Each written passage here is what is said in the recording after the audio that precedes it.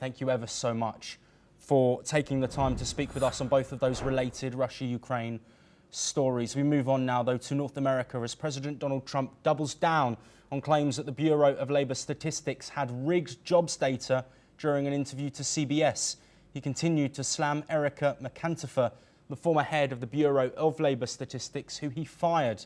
He claimed that she rigged a poor job numbers report.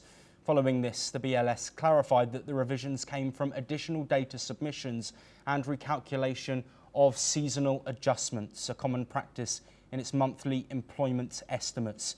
The move has sparked warnings over data reliability in federal economic reporting.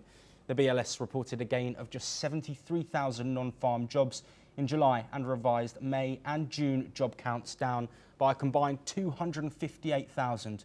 Putting the three-month average at only 35,000. This is the slowest since April 2020.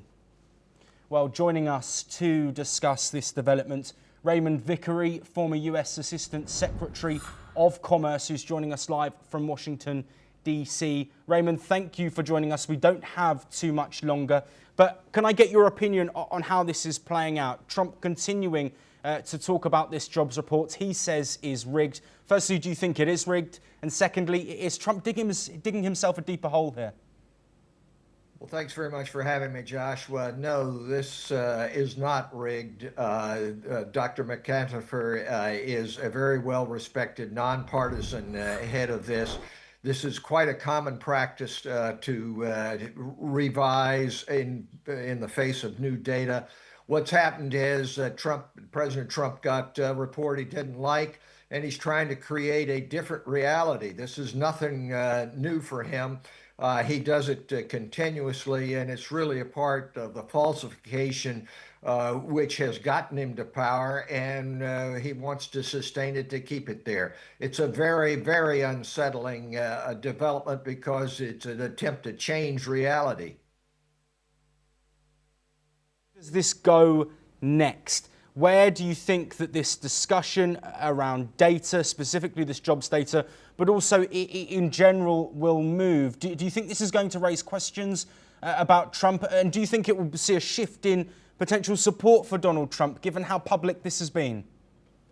I think it will shift support eventually. It will not on the MAGA base, where, as Trump has said, he could shoot somebody in Fifth Avenue and those people would stay with him.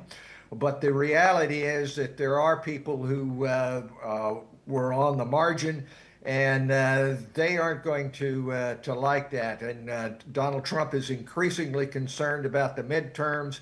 He's trying to get redistricting in Texas to rig the election coming up. So this is not going to redound to his benefit. He's had his chief of Bureau of Labor Statistics who's chimed in and said that it's wrong. And it's widespread knowledge that this is just an attempt to falsify and create a reality favorable to President Trump. Raymond Vickery, I wish we had longer to speak. Thank you ever so much, as always, for your unique insights. We will, of course, bring you all the updates from the American political sphere. But we do move on now as heavy rains hit Huizhou in southern China.